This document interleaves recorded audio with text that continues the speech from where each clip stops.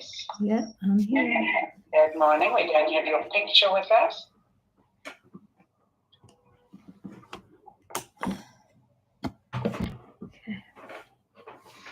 Yeah. You've topped us. Yeah. You've topped us being seen. Okay, Sharon, you're not on. Hang on. Giles, did you take, or you want me to take? Want me to do the post, or you do? Okay. Sorry, I'm driving.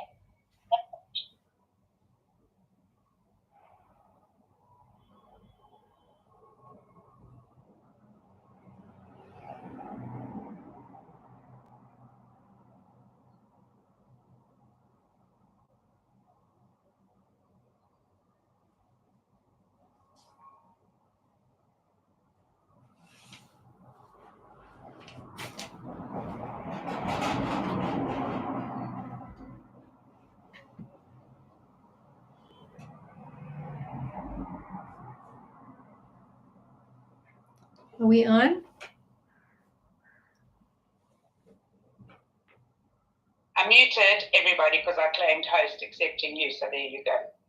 Okay. And I haven't. Okay. So good morning. Firstly, I just want to. Good morning. We had a bit of Yerushalayim here, Davidson Silver, Rabbi and Davidson Gottlieb passed through, came through the day yesterday. So we had some learning on Tuesday night in Ballroom Wood, a ladies' event, and then yesterday morning we had a breakfast with Rabbi Davidson Gottlieb, and then a share after. And you know what? I'm thinking, Baruch Hashem, we don't realize how blessed we are to have you, but we do realize to have you every Thursday morning from Yerushalayim, and it really gives everybody a lot of chizuk.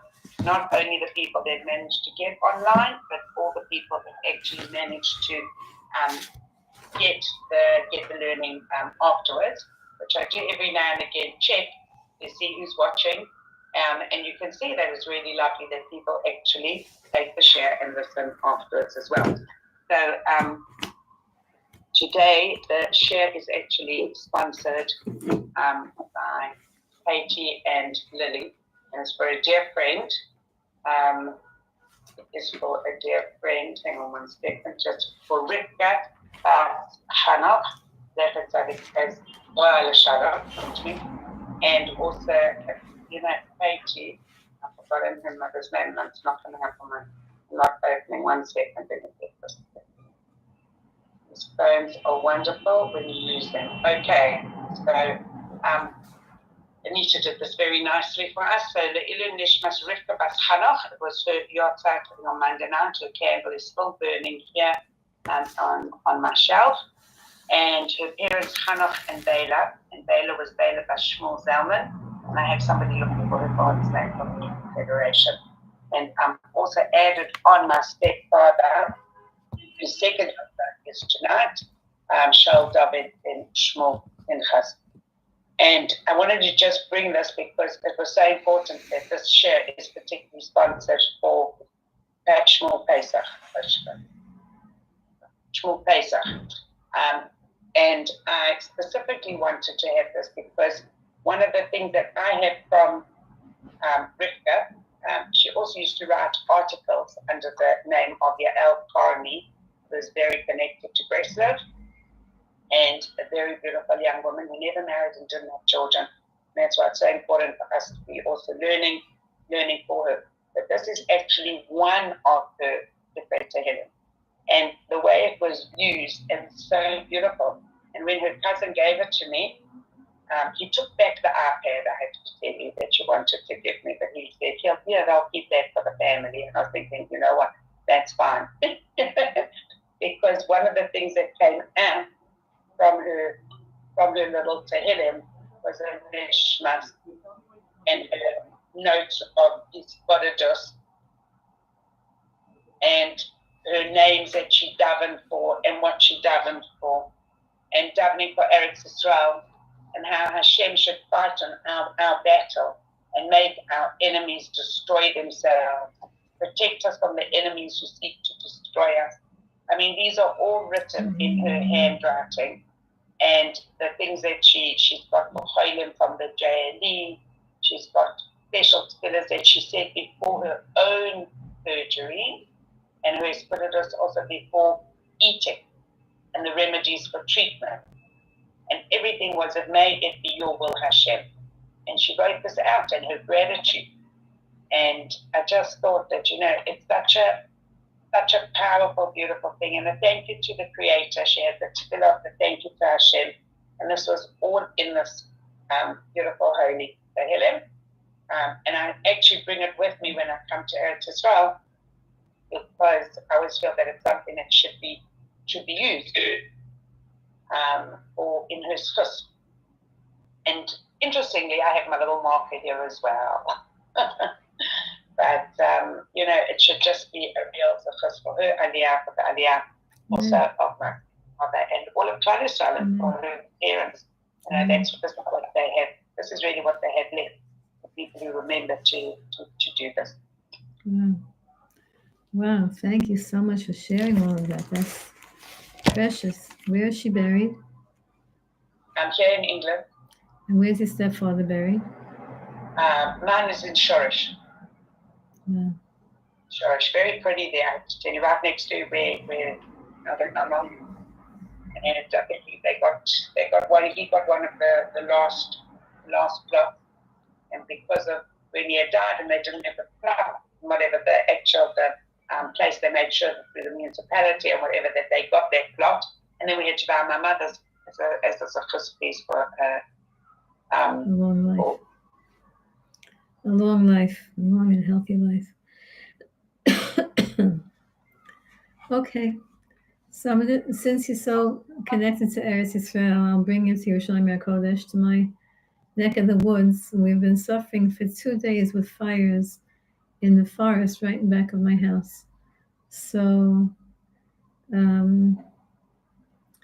we have to pray that Hashem should protect us from all of the people who are trying to burn us down and our beautiful land.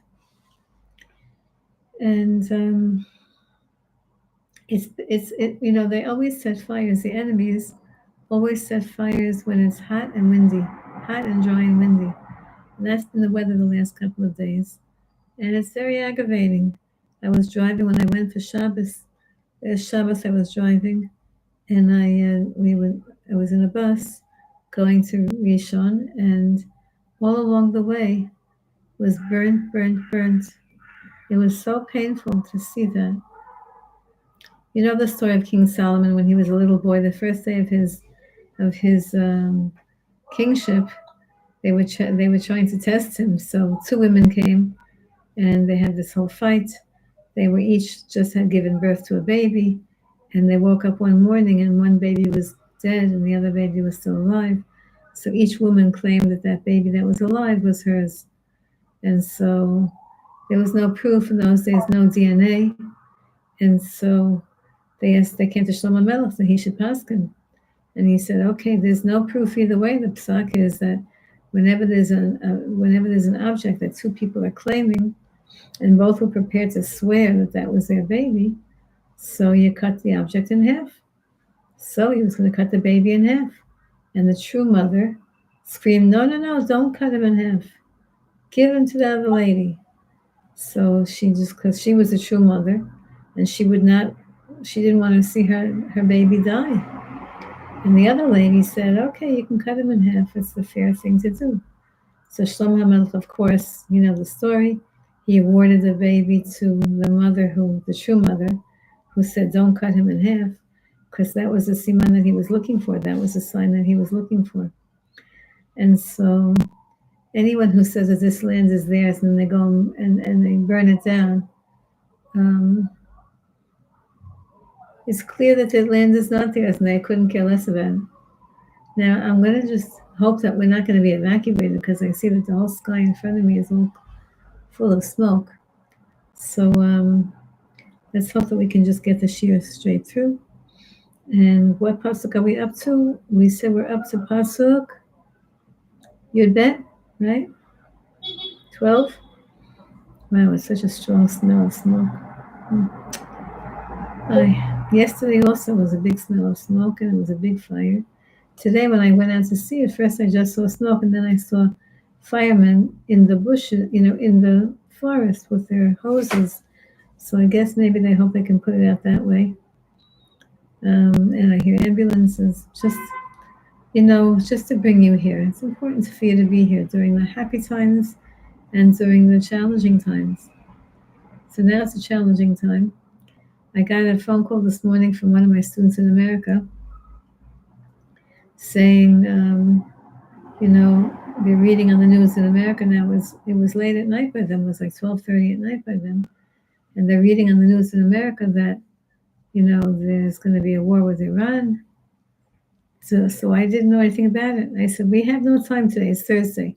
We have to go shopping and cooking for Shabbos. There's no time for a war today. But that's what they're saying. There are all kinds of rumors going around. We don't know anything. But we just know that we're so lucky to be in this generation that you have tzaddikim, great tzaddikim. With such a small, strong smell. Wow. Okay, let's learn about Yerushalayim Yer Kodesh. It will protect Yerushalayim Yer Kodesh. Shabachi Yerushalayim et Hashem. Yerushalayim. And so what period are we? Kuf Mem Zayin 147. Right, 147, and we're verse pasuk 12. Yud Beis. Shabachi Yerushalayim et Hashem. Last week we did a little bit of this, but we're going to continue it because we have 3 psukim about Yerushalayim Yer Kodesh, and I didn't want to skimp on that. So first we'll just review Shabachi Yerushalayim et Hashem. Yerushalayim, David HaMelech is calling out to Yerushalayim to praise Hashem. The people in Yerushalayim should praise Hashem. Yerushalayim itself, the entity, should praise Hashem. And Hallelujah L'Kayach Tzion, we said that Tzion is the inner part of Yerushalayim, the inner heart of Yerushalayim, the Beis HaMikdash. Right now, I'm in the suburbs of Yerushalayim, and we say there's a teaching that when Mashiach comes, the whole Eretz Yisrael will have the kedusha of Yerushalayim. We don't know how that's going to be, but Baruch Hashem, I'm right now close. So when you come to Yerushalayim, that's why, ladies, when you come to Yerushalayim Kodesh, you have to respect the place very strongly and dress appropriately, behave appropriately, right? Everyone knows that. And so, because Yerushalayim itself is an entity, Eretz Yisrael itself is an entity. It's a living being, so to speak. And so when you're here, you're part of that energy. And now David HaMelech is continuing and telling about Yerushalayim. What does Hashem do? First he's saying Yerushalayim, you should praise Hashem. I wonder if we call it smoking, if the smoke is, well. Ki chizak b'richei sharayich. What does Hashem do? Hashem is strengthening the brichim. The brichim, a bariach, is like the how do you say in English? Like the nuts and bolts of Yerushalayim. The gates, the bars of Yerushalayim. Hashem is strengthening the gates of the bars of the gates of Yerushalayim, the nuts and bolts, the physical trappings of the gates of Yerushalayim to protect Yerushalayim HaKodesh. So there's a certain physicality here that Hashem is strengthening the gates. Now, what does that mean on a different level? It means that Hashem is spiritually protecting Yerushalayim, because the Sha'ar isn't just a gate. It's not just a physical gate at all. The Sharei Yerushalayim means the entranceway into Yerushalayim.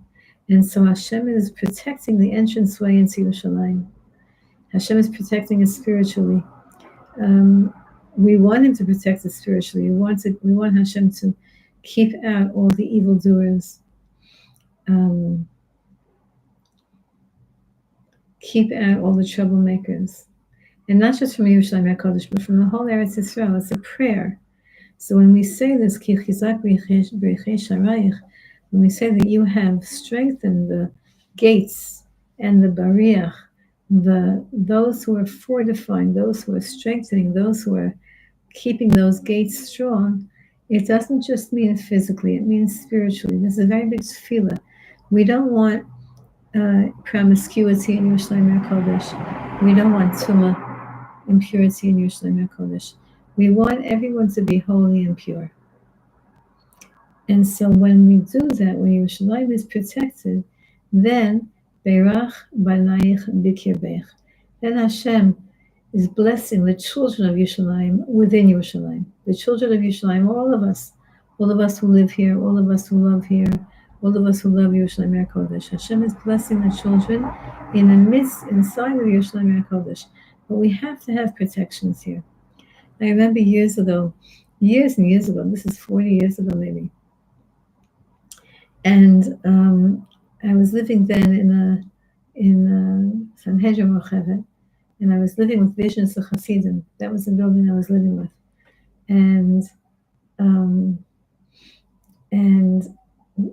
all these remarkable women, really remarkable women, and they were telling me, this is going back again, 40 years ago, they were telling me that they don't like the fact, they don't mind me so much, but they don't like the fact that so many chutznikim are coming, and chutznikim means people from outside of Israel, and bringing the values of Chutz La'aretz into Yerushalayim. For example, fancy clothing. Okay, now again, this is 40 years ago, and everything catches up. Here in Israel, everything catches up to, eventually it gets here also. So, but I remember how we used to dress 40 years ago here in Eretz Yisrael. And now, now you have people come from America to shop here. I remember when I was in America a few trips ago, I went to a wedding, and I wore a dress that I bought in Geula, and someone said to me, "Wow, what a nice dress! Where'd you get that?" I said, "I got it in Geula." And they said, "Really? Wow, it's such a..."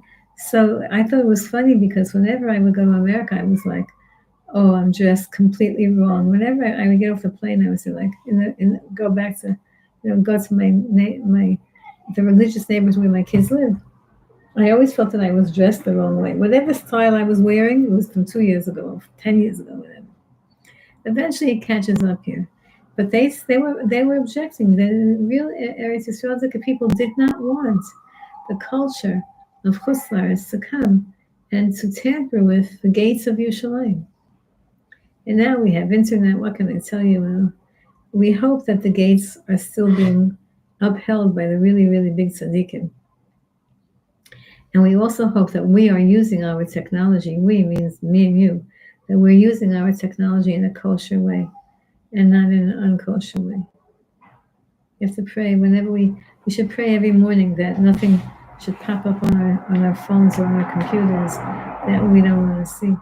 And we have to avoid those places because that might lend to that. That might lend to things popping up onto your computer that you don't want to see. You have to avoid those kinds of places on the internet so that your own gates are protected. The gates of your own house, the gates of your mind. Hasam gevulech shalom.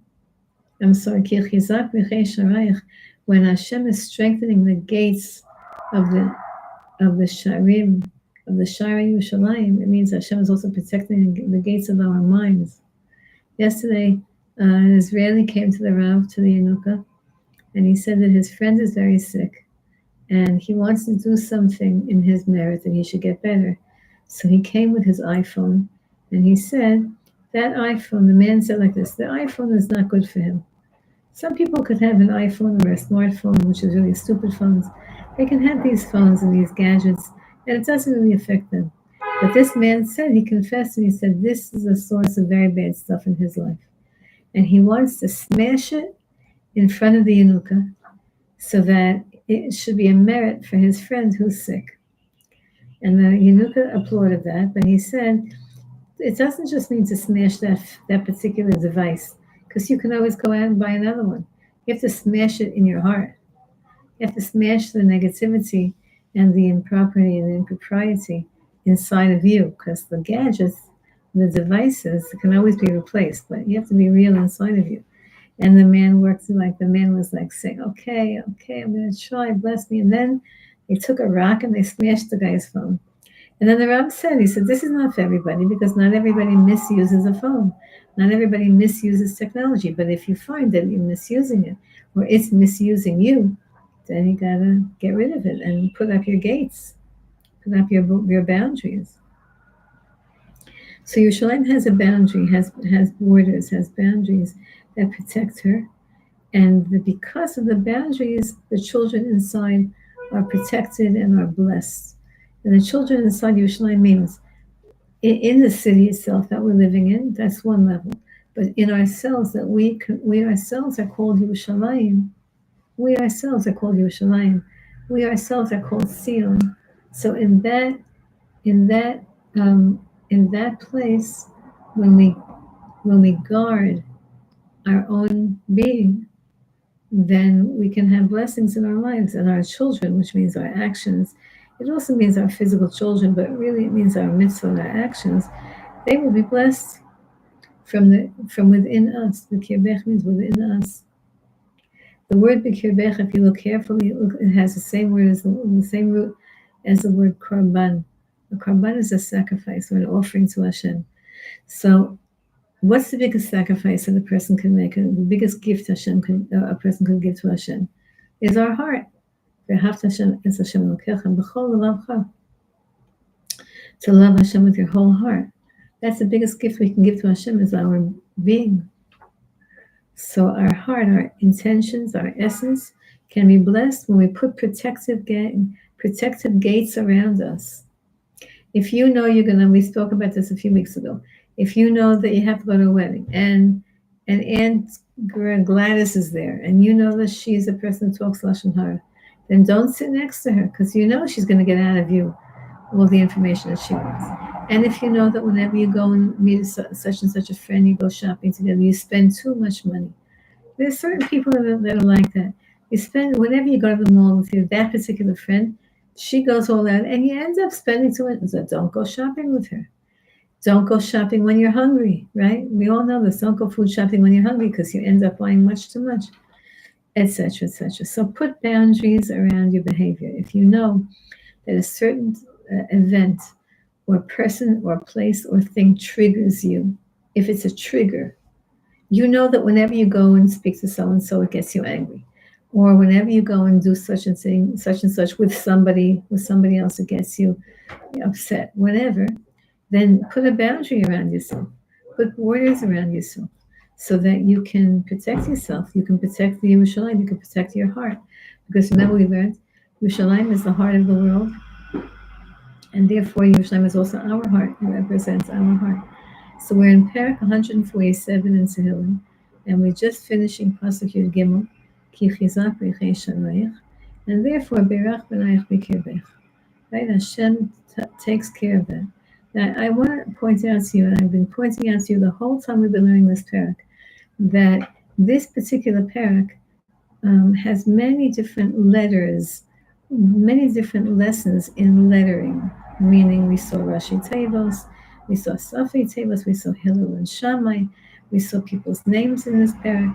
And here I just want to point out to you, and this is how you learn when you learn Tehillim, and when you pay attention to Tehillim, your eye catches these things. And the more you know this, the more your eye will catch it. So the first letter of this pasuk is a chaf, and the final letter of this pasuk is a chaf. Whenever you have a pasuk like that the first letter and the final letter is the same letter, it's a significant pasuk. David HaMelech is oftentimes he is showing us things that are through the way he writes it. Like, for example, the word Selah. We learned this already.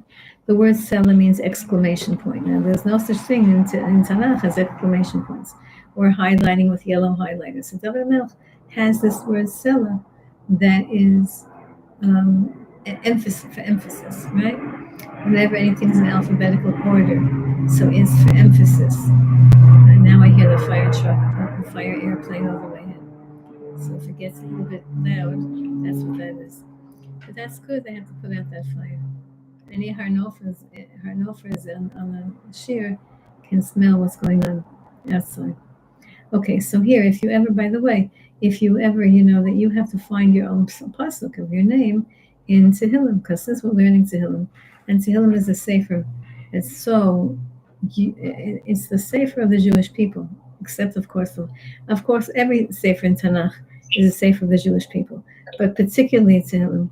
So if you could find your name in Tehillim, everybody has to be muted. Please, everybody mute yourself. Are you on mute, neighbor? Oh, I'm so happy to meet you. Hi, Michal. Bishop, my name's Michal. Hi, Michal, sweetie pie. You have to mute yourself. Thank you.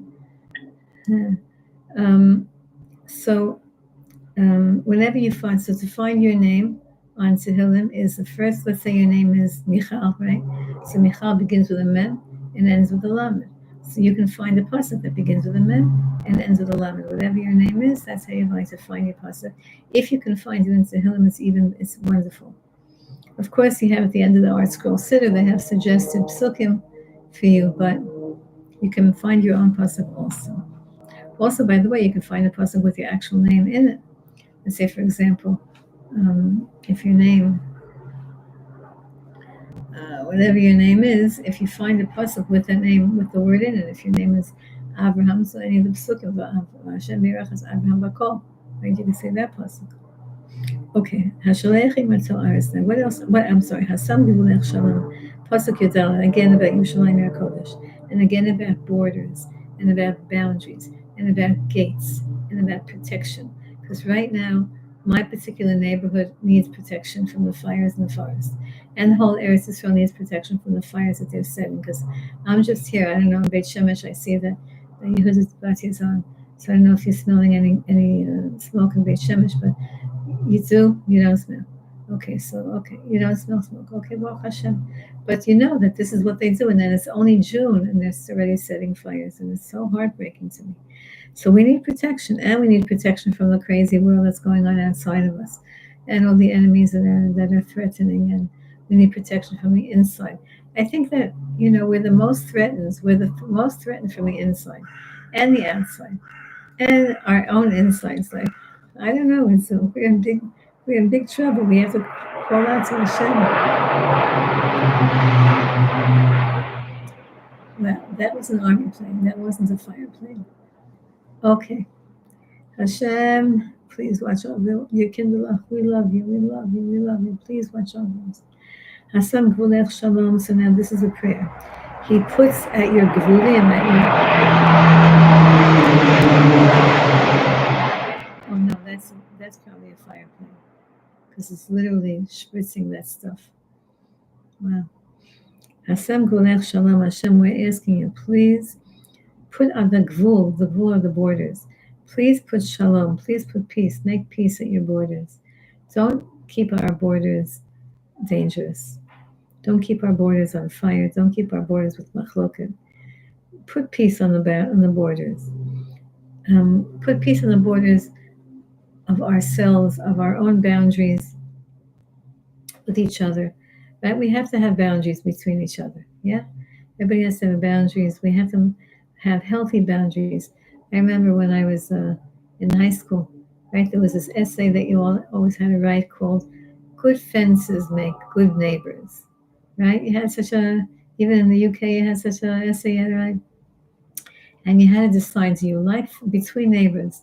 Do you like even in South Africa? Even South Africa, wow. So, do you want a fence between your house and the next, between your yard and the next person's yard? On one hand, the fence is a barrier.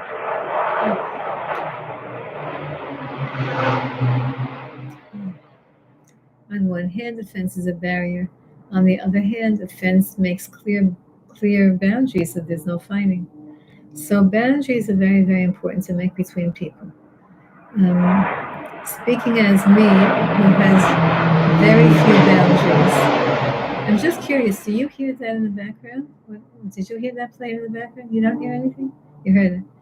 It's mamish so loud going over my head. I don't know how people live in a war zone. That was just a fire plane flying low. Oh, Hashem, please. So my son was a psychologist, used to tell me that I don't have good boundaries, meaning it's hard for me to say no to people. It's hard for me to say I really am tired. I have to go home now when I have a line of people at my office and school waiting to talk. I have a hard time with that. That's because I have a lot of air in me. and a little bit of water, and neither of those elements have very strong boundaries. But boundaries are very, very good as long as they are with shalom, as long as they're hasam gvulech shalom. When you're making a boundary between a person, it has to be in a respectful way, in a loving way, in a healthy way. It's good to have boundaries. It's good to say, I need to go to sleep.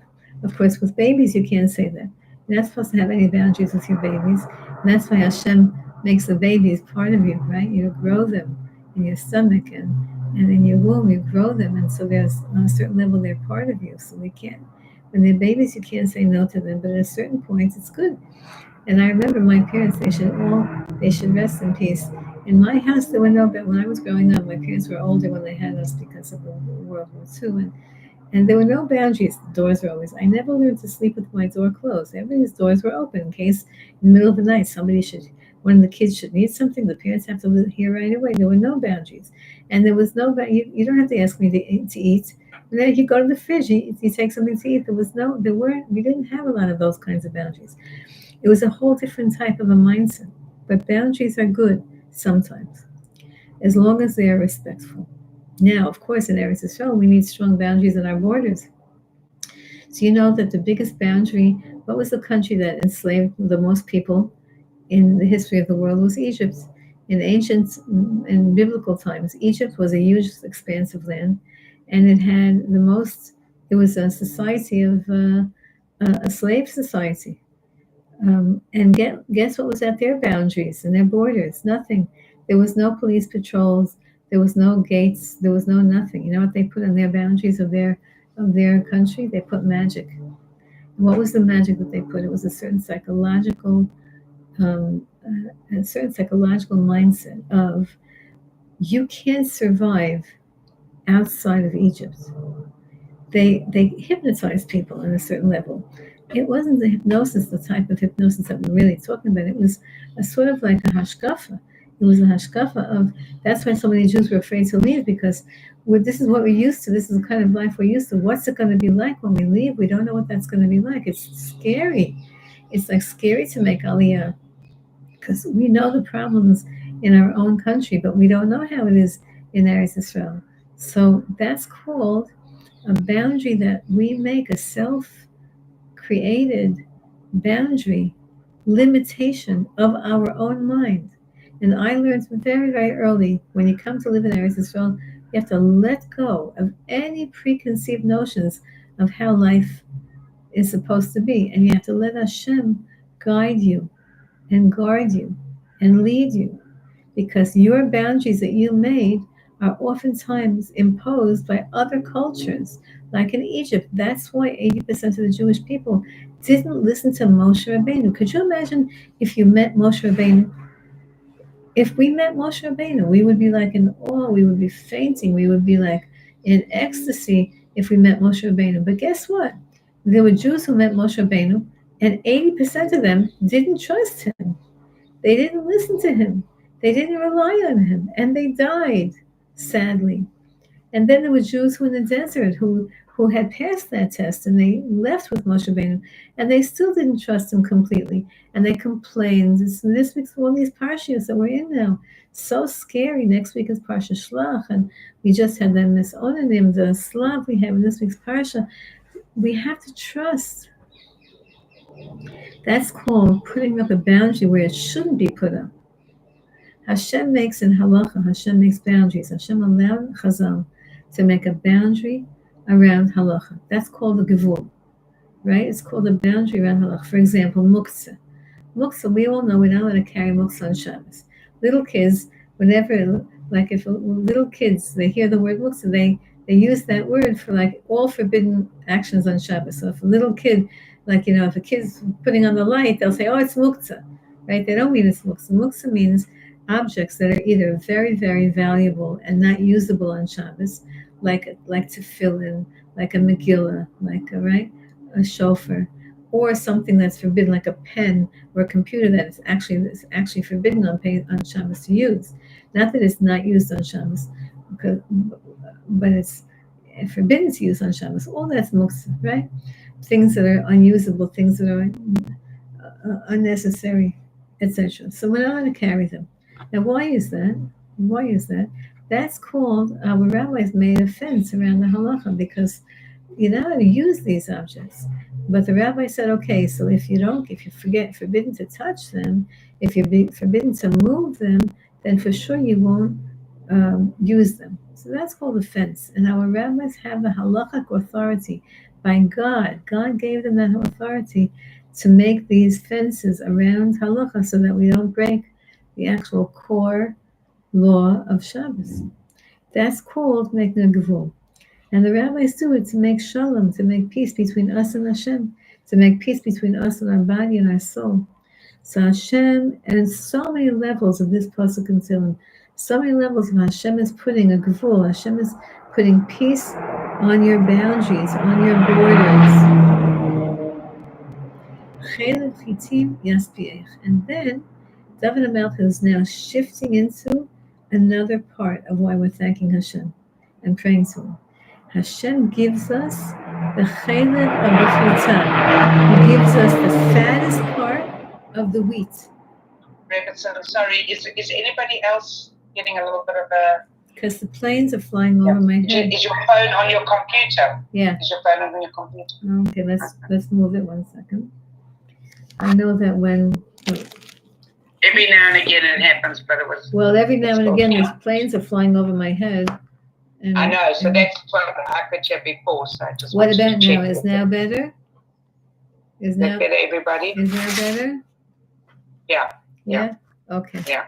So I separated the computer from the... Right. From the name. Okay. You have to keep reminding me because I forget about that. Thank you. And I just don't want to forget also, I'm sorry to break your train of thought, but if Katie wants to say something at the end about Karen, that would also be very lovely. Yes, please. Please, Bezrat Hashem. Okay, so now he makes peace in our borders, all the borders of Yerushalayim, the borders of Eretz Yisrael, the borders of our mind, the borders of our life, the borders between people, all of those borders. Hashem is establishing peace. In other words, He's telling us to make peace, to do these borders in a peaceful way, but in a strong way. And now, what's the result of that? The result of that is going to be interesting to you. You might think the result of that is spiritual and emotional calm, which it is. But here, David HaMelech is saying it's not just that, but it results in your parnasa, the economy of your country increasing.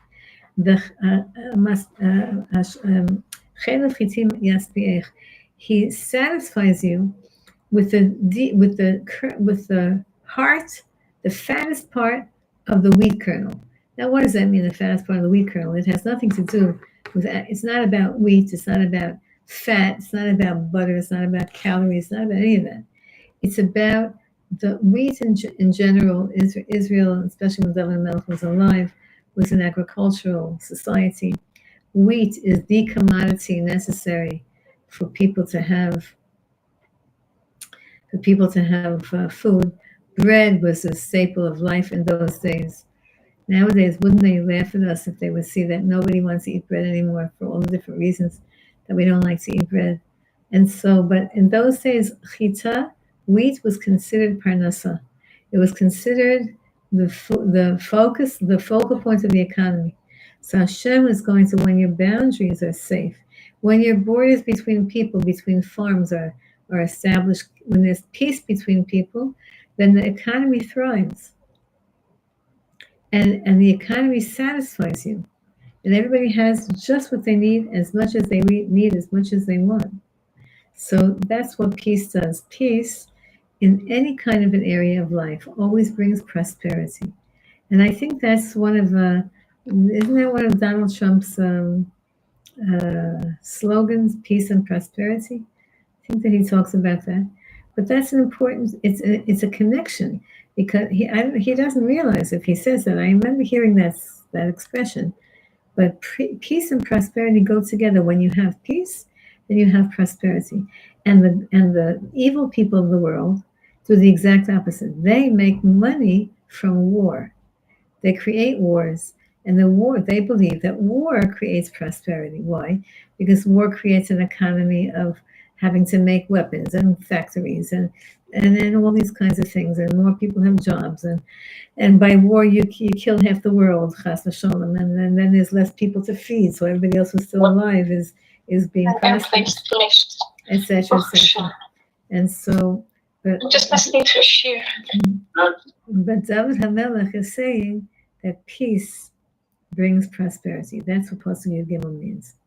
And that's why Yerushalayim, which is the capital of Eretz Yisrael, the capital of Israel, and Yerushalayim is the heart of the world. When there's peace in Yerushalayim, then there's peace in the world. And the world doesn't get this. If they would only know, Chazal tell us, if the Goyim, if the nations of the world would only understand that their prosperity and their success and their healing depends on peace in Jerusalem, they would stop making fights about Jerusalem.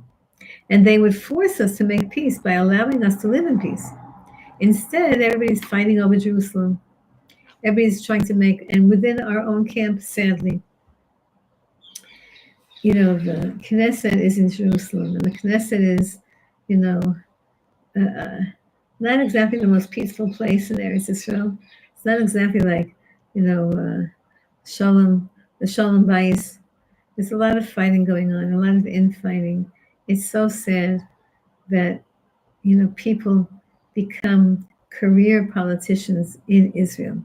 I can understand in America a career politician, right? That I understand because America doesn't have a spiritual root, even though it really could have, but for somehow they're rejecting that.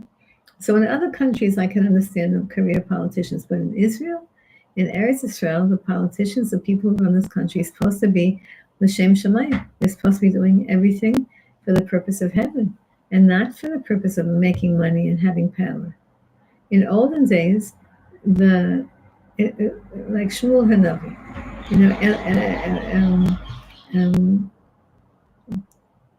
Shmuel Hanavi, he used to go around the whole country. He was a Navi, and he was a leader.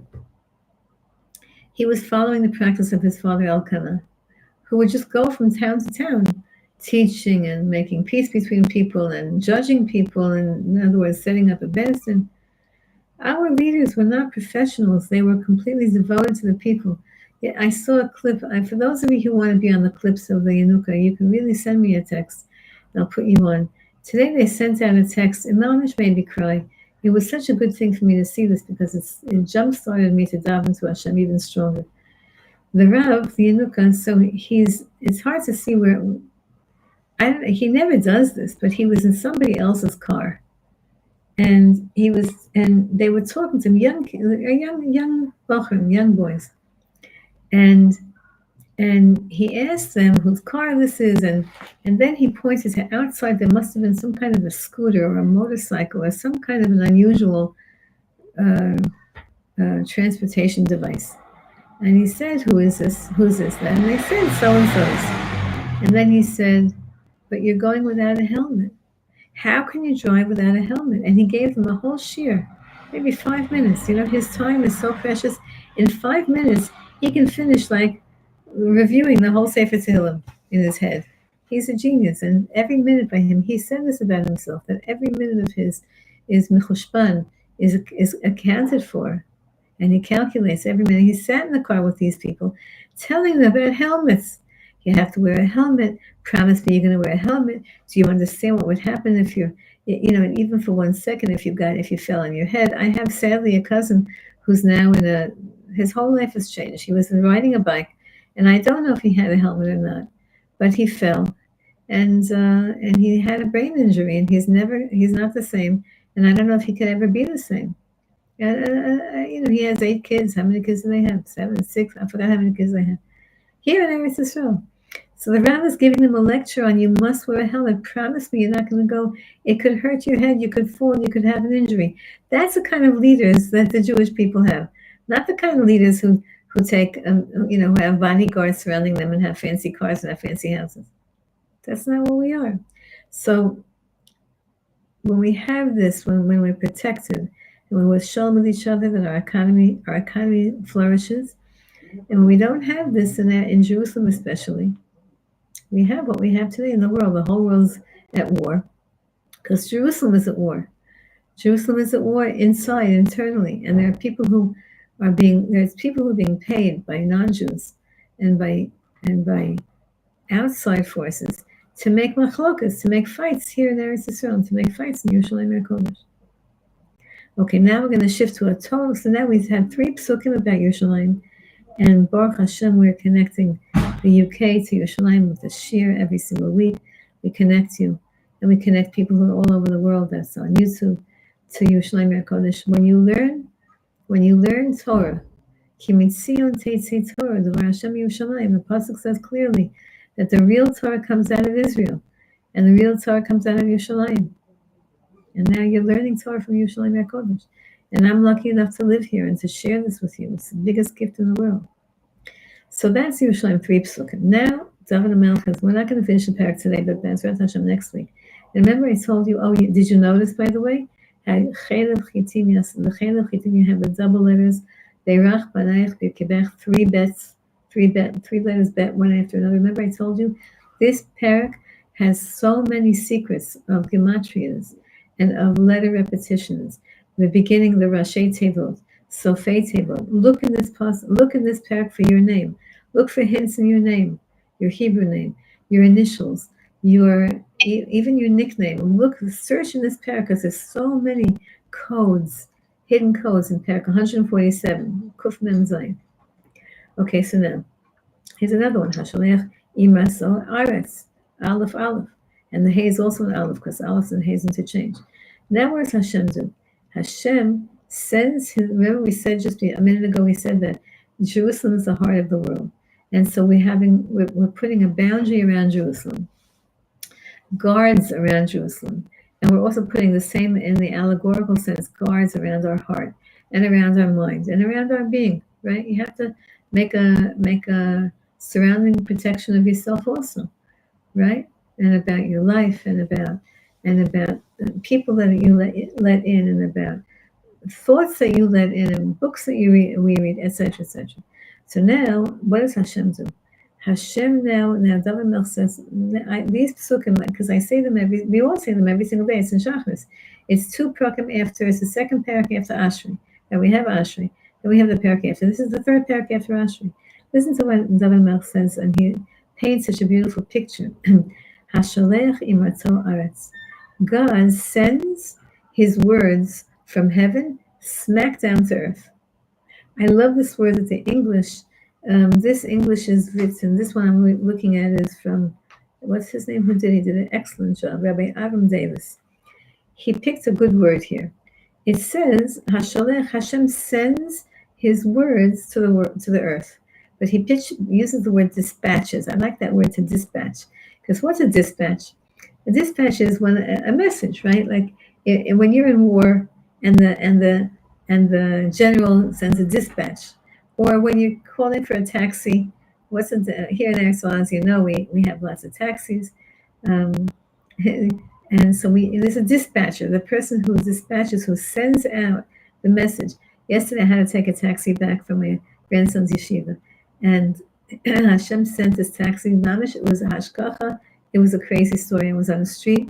His yeshiva isn't on a major street, and I needed a big taxi because I needed to bring his stuff back to my apartment, all his stuff that he was going to leave here.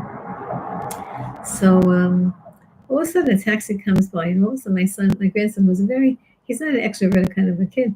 He right away he hailed the taxi, and the taxi man was so helpful. He was just so helpful, and then afterwards, he took me home and he helped me with all this stuff.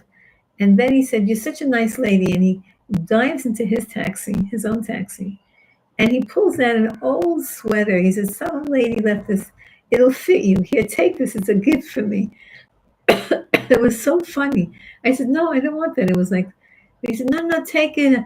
I said, "Give it back to her." She says, "I'm looking for 2 months. I don't know who she is. Take this. So this is in the taxi service. They have dispatchers. He wasn't a dispatcher. He was a driver. But to dispatch means to send a command, to send out a message. So Hashem sends his messages. He dispatches his words to us in planet Earth. And how quickly does he do that? Quicker than an email, quicker than a text, quicker than anything. Ad mehira yarus tzavaro.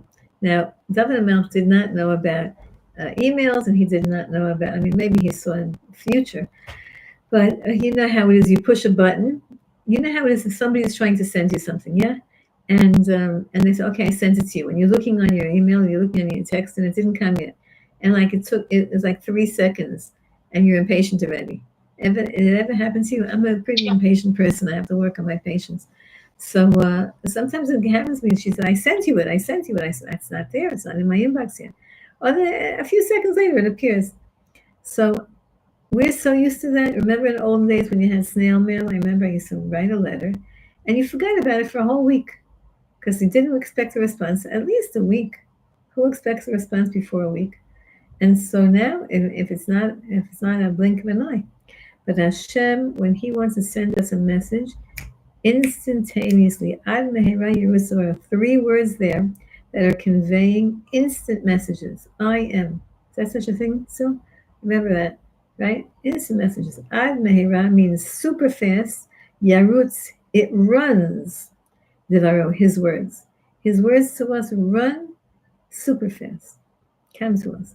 When Hashem wants you to know something, He sends you the information immediately, as soon as you need to know it.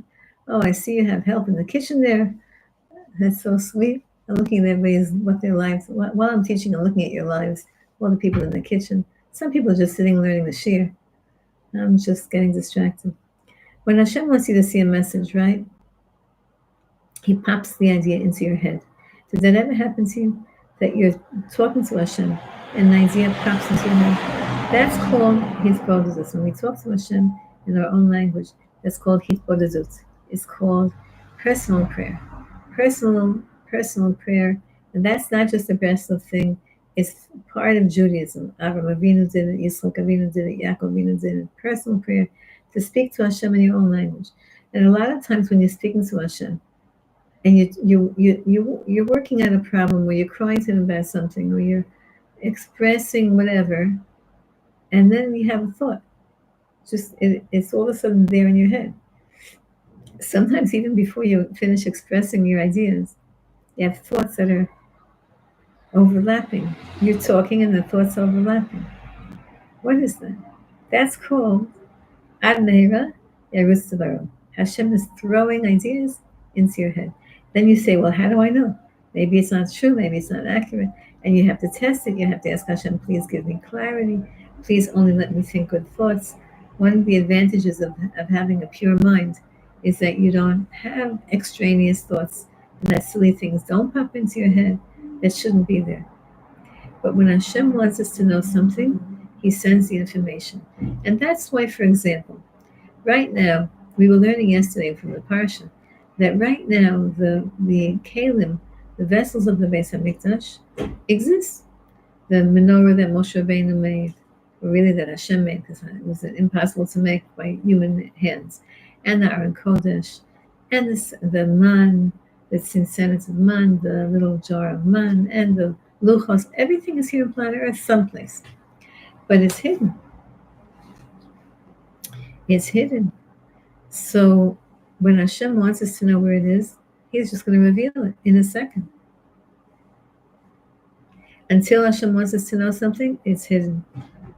As soon as Hashem wants us to know it, all of a sudden it becomes not just revealed to one person, but revealed to the world. As you know, the famous story, we've said the story a few times, the famous story of Rabbi Yosef Karo, the Shulchan Aruch, right? Buried in Sfat. How do we know how to live? Rabbi Yosef Karo, he put together all the halachas in the Shulchan Aruch.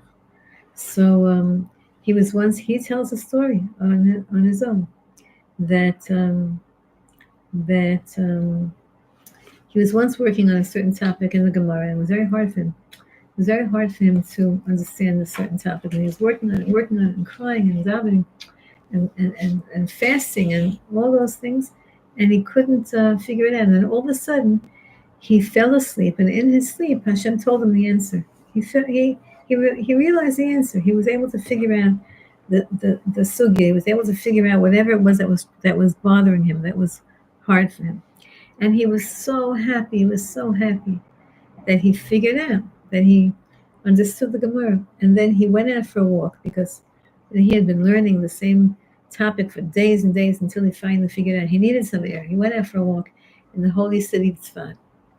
And he's passing by a cheder. Whenever you walk, if you walk from the old city in the Rova, when you walk from the Rova down to the Kotel, by the outside where the cars drive, you pass by a cheder. You know that hill that you walk down? If you walk down through the old city, that's a different story. But if you walk on the outside road that's driving down from the Rova parking lot to the Kotel, you park on your left side, which is the only side that has buildings, you're passing by a cheder. And it's an elementary school. And sometimes the kids are learning, and the windows are always open in the summertime. And it's so sweet to listen to these kids learning.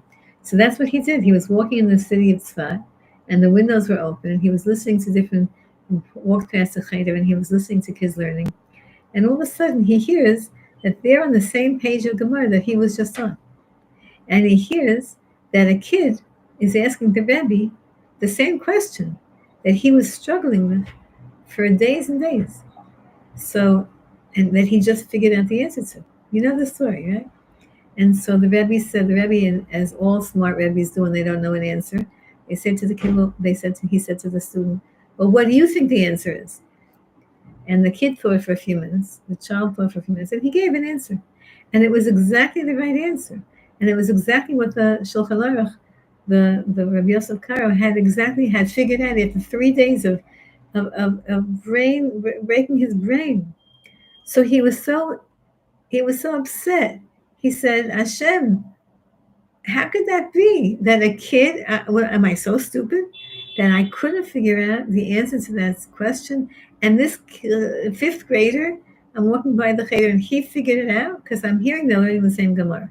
And the kid asked the same question. And the Rebbe didn't know the answer. So he asked the kid what he thought. And the kid gave an answer. It's the same answer that I've been struggling with trying to figure out myself. I finally figured it out. And I half an hour later when I'm taking a walk, this kid figured it out. Like, what is that? He was so disappointed that he went home and he took another nap. And in the nap, Eliyahu Navi came to him and said to him, no, you got it all wrong. That piece of Gemara had been sealed. It was a question that, first of all, in order to have a question, you have to first know the Gemara. Nobody even realized that there was a question because they hadn't learned the Gemara deeply enough. And you, who studied the Talmud, studied the Gemara deep enough, and you realized there was a question, and you broke your head over it for 3 days, and you finally cracked the answer. Now it became available to the world. You released it from its slavery. You released it from its bondage. You released it from its jail. And now it's accessible to everybody. So when it says that Hashem sends his words down to this world, it's once an idea, until Hashem allows the idea to be revealed, it's hidden.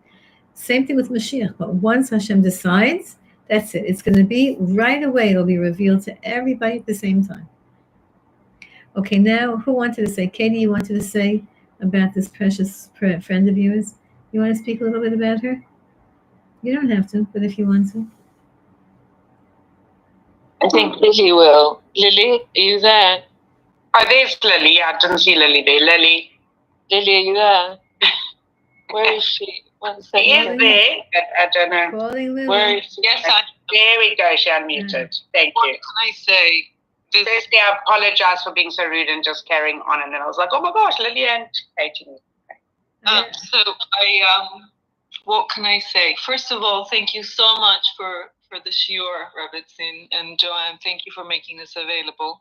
And all I can say is that every year goes by and I can't think that time has gone by and Karen is still is not with us, and she was a remarkable woman, and as time passes by, I just think the more remarkable she was, and there's nothing I can say. All I can say is that her emunah was so incredible, and how she could have got to that stage, I don't know, but it's from Hashem.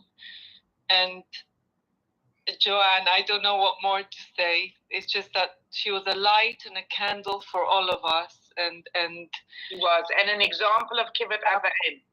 Absolutely amazing. And she never complained. And whatever challenge Hashem gave her, she had so much emunah.